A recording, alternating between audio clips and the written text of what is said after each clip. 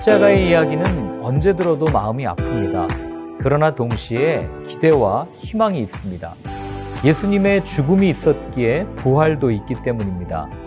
고난이 있어야 영광이 있다는 것을 꼭 기억하시기 바랍니다. 예수님께서 십자가를 지시기 전 다양한 사람들을 봅니다. 그들의 모습은 예수님을 대하는 현대인들의 모습과 다를 바 없습니다. 먼저 빌라도입니다. 빌라도는 무관심한 사람들의 대표입니다. 예수님이 누구신지 관심도 없었고 오로지 자신의 안위, 정치적 입장만을 중요하게 여긴 사람입니다. 교회는 다니지만 예수님과 아무 관계없이 살아가는 사람들, 예배를 드리는 목적이 자신을 홍보하기 위한 사람들, 편안함을 추구하는 모습들이 오늘의 빌라도와 같은 모습입니다. 두 번째는 헤롯입니다. 헤롯은 사람을 이용하는 사람입니다. 그가 예수님을 보고 기뻐한 이유는 그리스도를 보았기 때문이 아니라 원하는 것을 보기 위함이었습니다. 말씀이 내 삶에 이루어지는 것은 나중이고 내 소원을 위해 예수님을 이용하는 사람입니다. 예수님을 섬긴다고 하지만 실제로는 종처럼 여깁니다. 세 번째는 종교인들입니다.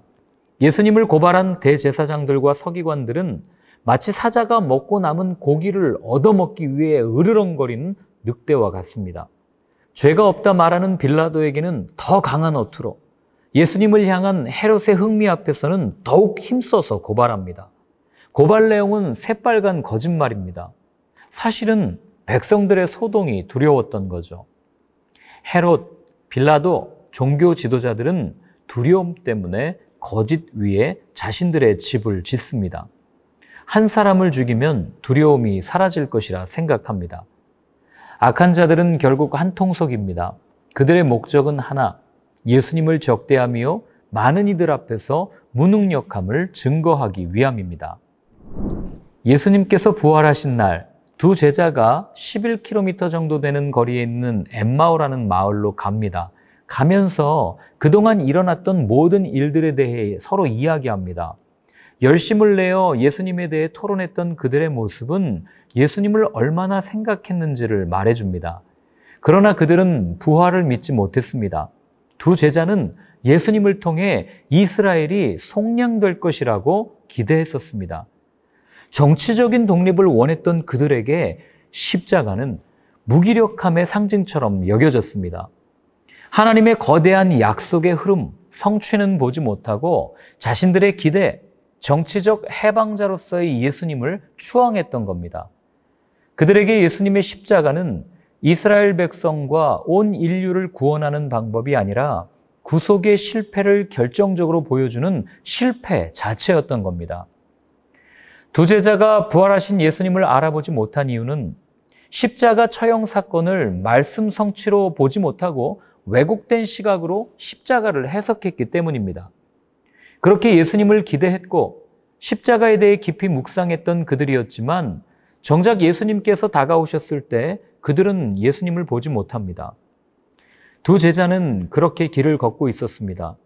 여전히 눈이 가려져서 자신들의 사고와 방식으로 걸어가고 있는 그들에게 예수님께서 찾아오십니다. 그리고 그들의 길을 바꾸어 주십니다. 두 제자의 모습은 십자가를 체험했고 알고 전하고 있지만 여전히 내 생각, 내 사고, 내 가치관을 가지고 이 길을 걸어가는 우리의 모습을 그려줍니다. 엠마오로 향하는 제자들의 발걸음은 낙심과 슬픔으로 가득 찬 길이었지만 믿음이 없는 그들에게 친히 다가오셔서 그들의 부족함을 채우시는 예수님, 잘못된 길을 가고 있는 그들의 길에 동행하시며 그들의 길을 바꾸어 생명의 길로 인도하시는 예수님, 제자들을 사랑하시되 끝까지 사랑하시는 예수님이 계시기에 희망이 있습니다. 그분이 또한 내 길을 바꾸어 옳은 길로 인도하실 것을 믿기 때문입니다. 어리석은 제자들의 이야기는 미완성으로 끝납니다.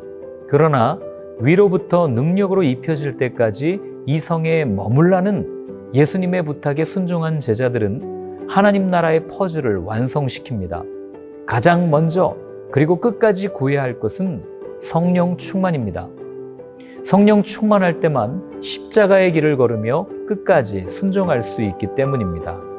주님 앞에 가는 그날까지 함께 걷기를 바라며 누가복음을 마무리합니다.